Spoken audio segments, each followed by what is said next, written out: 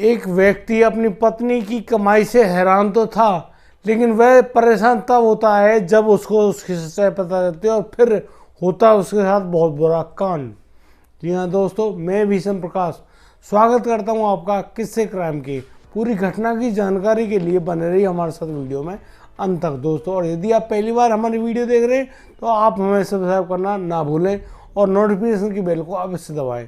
दोस्तों, आज का जो वाक्य जो मैं लेकर आया हूँ, आज का वाक्य नोएडा के सेक्टर 37 किया है। सेक्टर 37 की कोतवाली में एक फ़ोन आता है और फ़ोन के अनुसार पुलिस को पता चलता है कि एक महिला का शव झाड़ियों में पड़ा हुआ है। पुलिस वहां पर पहुंचती है और उस महिला के शव को बरामद करके यानी कि उठाकर एम्बुलेंस की सहायता से अस्पताल पहुंचाया जाता है और उसका पोस्टमार्टम कराया जाता है। पोस्टमार्टम कराने के बाद उस महिला के शव को हॉस्पिटल में रखा रहने दिया जाता है ताकि उसकी पहचान हो सके।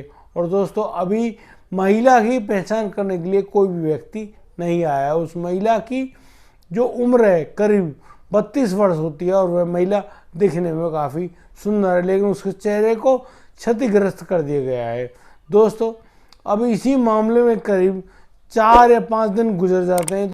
एक रिक्शे में बैठकर राजीव थाने पहुंचता है और थाने पहुंचकर उसे ठीक ढंग से नहीं चला जा रहा है और वह अब पुलिस के सामने हाथ जोड़कर विनती करता है कि उसको उसके किए गए बुरे काम की सज़ा अवश्य मिलनी चाहिए और उसको गिरफ्तार कर लीजिए, उसको मारिए, पीटिए, उसके साथ बुरा कृत्य कीजिए, जेल के अंदर डाल दीजिए, क्योंकि उसने बहुत बुरे कृत्य को अंजाम दिया है या फिर वो उसको लगता था कि उसने वह काम कुछ अच्छा किया है। दोस्तों, यहाँ पुलिस उसकी बात को ढंग से सुनती है, उसको बिठाती है और उससे बात कर रहे होते।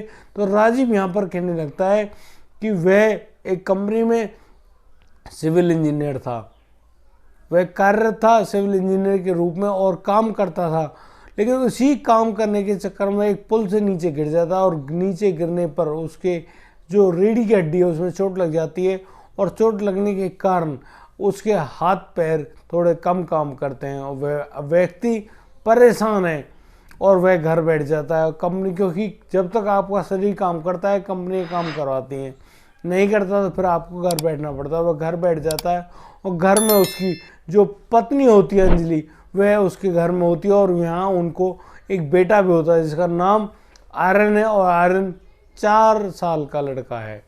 और दोस्तों, अब यहाँ पर जब वो लोग परेशान हो जाते हैं, उनकी तंग हाली से गुजर रहे होते, गुजर बसर के लिए ज़्यादा पैसा नहीं होता, राजीव का इलाज चल रहा होता है और इलाज के लिए पैसे कहाँ से आए, रोज़ रोज़ का यही मारा मारी। अब यहाँ पर अंजलि के पास उसकी एक दोस्त का फ़ोन आता है और फिर वह दोस्त अंजलि को अपने पास बुला लेती है और अंजलि से कहती है कि थोड़ा सच संवर कर आना, थोड़ा अच्छा दिखने आना। और दोस्तों, यहाँ उसकी जो दोस्त होती है वह दोस्त उसको एक पता देती है और उस पते पर जब अंजलि चली जाती है अपने बेटे को छोड़कर उसके पिता के पास, तो अंजलि जाने का जो समय होता है वो शाम को 5 बजे के करीब होता है। और यहाँ पर अंजलि को एक होटल में बुलाया जाता है। उसकी दोस्त वहाँ बाहर खड़े उसका इंतज़ार कर रही होती है और यहाँ पर अंजलि उसको देखकर काफ़ी खुश होती है और फिर उसकी दोस्त अंजलि को लेकर होटल के एक बने हुए कमरे में पहुँच जाता है और फिर वहाँ पर कुछ समय बाद 2 व्यक्ति अंदर आते हैं उस कमरे के। और दोस्तों, मैं आपको बता दूं कि यहाँ पर उन दोनों महिलाओं के साथ वही बुरा कृत्य जिसको दुष्कर्म कहते हैं वह बुरा कृत्य होता है। यहाँ अंजलि पहली बार तो बड़ा एहसास महसूस करती है, लेकिन यहाँ पर जब उसको उसकी आपूर्ति यानी कि देय आपूर्ति की जो पैसे मिलते हैं 2000 रुपयों को पाकर वह बेहद खुश होती है और अब उन रुपयों को लेकर वह करीब 9 बजे अपने घर पहुंच जाती है और घर पहुंचकर अपने पति को दिखाती कि देखिए मेरे 1 घंटे की कमाई 2000 रुपये है और अब तुम्हें परेशान होने की कोई ज़रूरत नहीं है, यानी कि अब पैसे मेरे पास बहुत सारे हैं और मैं अब आपको, अभी तक आपने पैसे कमाकर हमारी पूर्ति करी है और अब मैं आप लोगों की पूर्ति करूँगी पैसे कमाकर और परेशान होने की कोई ज़रूरत नहीं है, मैं तुम्हारा भरपूर इलाज करूँगी। तो यहाँ राजीव उससे बार बार पूछने की कोशिश करता है कि आखिर तुम करती क्या हो, क्या काम है ऐसा, तुम लोग करना क्या चाहते हो मुझे बता दो। लेकिन यहाँ अंजलि प्यार से राजीव के चेहरे पर हाथ फेरती है और कहती है कि तुम मेरी जान शांत रहो, मैं तुम्हें सब सच बता दूंगी। और दोस्तों अब वह सिलसिला शुरू हो जाने वाला था। अब अगले दिन फिर शाम को अंजलि तैयार होती है और वहाँ से निकल जाती है। और दोस्तों जैसे भी अपने दोस्त के पास पहुँचती है तो उसी होटल के कमरे में फिर अब उसके साथ यही कार्य होता है, यानी कि अब जो वह अंजलि थी वह एक शुद्ध सादा जीवन से कुछ बने ठने जीवन में जा चुकी थी। ये देह व्यापार में उतर चुकी थी और देह व्यापार को काम करते करते वह काफ़ी सारा पैसा भी कमा चुकी थी और अपने घर की आपूर्तियों को पूरा करने में लगी हुई थी।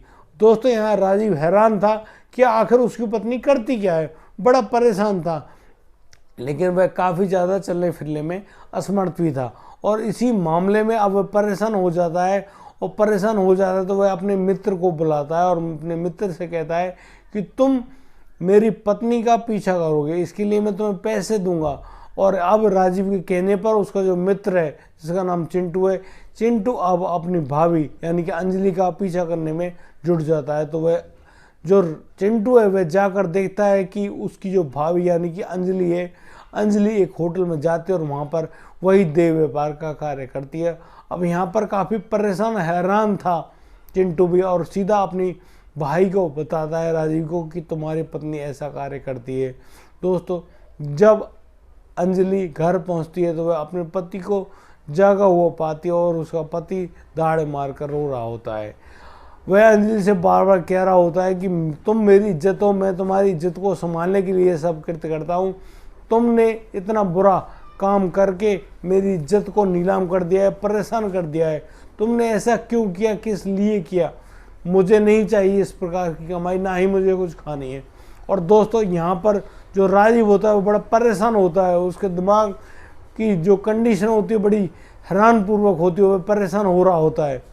दोस्तों मैं अब आपको बता दूं कि राजीव के दिमाग में अब कुछ और चल रहा होता है, लेकिन उसकी जो पत्नी है अंजलि वह अब इसी कार्य में पूर्ण रूप से उतर चुकी थी और उस होटल में जाकर अब डेली की डेली यही कृत्य हो रहा था। और यहाँ से इस काम से अंजलि ने काफ़ी पैसा भी इकट्ठा कर लिया था। और दोस्तों इस काम को करते करते अंजलि को करीब 2 महीने गुजर जाते हैं। और दोस्तों जब राजीव चिंटू से पता कराता है कि उसकी पत्नी यह कार्य करती है तो वह परेशान था और फिर एक दिन वह अपने एक डॉक्टर को बुलाता है और डॉक्टर से कहता है कि उसके शरीर में कुछ शक्तिवर्धक इंजेक्शन लगाए जाएं और जिससे उसके शरीर में कुछ ताकत आ जाए। और फिर वह उस ताकत को उस इंजेक्शन के प्रभाव से बटोर लेता है और फिर रात को अपनी पत्नी का पीछा करने के लिए उसके पीछे पीछे हो लेता है। यहाँ पर वह अपने चेहरे पर एक मुखौटा पहन लेता है और मुखौटा को पहनने के बाद उसकी पत्नी को नहीं पता चल रहा होता है कि उसके पीछे उसका पति राजीव भी आ रहा है। और फिर राजीव अपनी पत्नी को रंगे हाथों पकड़ लेता है उस होटल के अंदर और फिर वह चुपचाप वहाँ से वापस आ जाता है। अब यहाँ जब उसकी पत्नी वापस लौटने के लिए ऑटो का इंतजार कर रही होती है तो यहाँ पर एक ऑटो को किराए पर लेकर आता है राजीव और राजीव उसी ऑटो में अपनी पत्नी को बिठाता है। और यहाँ पर मुखौटा पहना होने से और राजीव के चेहरे को वह पहचान नहीं पाती है। और दोस्तों वह ऑटो थोड़ा आगे जाकर झाड़ियों के पास रुक जाता है और इतने में ही राजीव अपने पास रखे हुए चाकू से उस अपनी पत्नी के गले को रेत देता है। यहाँ पर उसकी पत्नी उससे बचने का काफ़ी कोशिश करती है लेकिन वह अपने आप को नहीं बचा पाती और वह तेज़ धारदार चाकू उसके गले को चीरता हुआ निकल जाता है। और दोस्तों यहाँ पर अंजलि की मौत हो जाती है। जो राजीव है बहुत ज़्यादा गुस्से में होता है और वह उस चाकू से ताबड़तोड़ हमले करता है उसके चेहरे पर, यानी कि उसके खूबसूरत चेहरे को चाकुओं के वार से बिगाड़ देता है और उसकी हालत को बहुत ज़्यादा क्षतिग्रस्त कर देता है और वहीं झाड़ियों में फेंककर भाग आता है। और वह राजीव अब इन सारी घटनाओं को पुलिस को बताता है, पुलिस उसको गिरफ्तार करती है अब और जेल के अंदर भेज देती है। दोस्तों मैं अब आपसे पूछना चाहता हूँ, क्या राजीव ने अपनी पत्नी के प्रति जो उठाया गया कदम था, जो अपनी पत्नी को दर्दनाक मौत दी गई थी, क्या वह सही थी? क्या उसने सही काम किया? दोस्तों क्या अंजलि अपने पति के लिए जो कार्य कर रही थी यह सही था? दोस्तों आप अपनी राय हमारे कमेंट बॉक्स में दे सकते हैं और यदि आपको हमारी वीडियो और दी गई जानकारी अच्छी लगी हो तो आप हमें लाइक करें, कमेंट करें, शेयर करें और हाँ सब्सक्राइब करना बिल्कुल ना भूलिएगा। दोस्तों मिलता हूँ अगली वीडियो में, लाता हूँ एक नया सेंसरी के मामला। तब तक के लिए आप अपने घर रहें, बढ़िया रहें, अपने परिवार का इसी प्रकार से बखूबी ख्याल रखें। जय हिंद, जय भारत।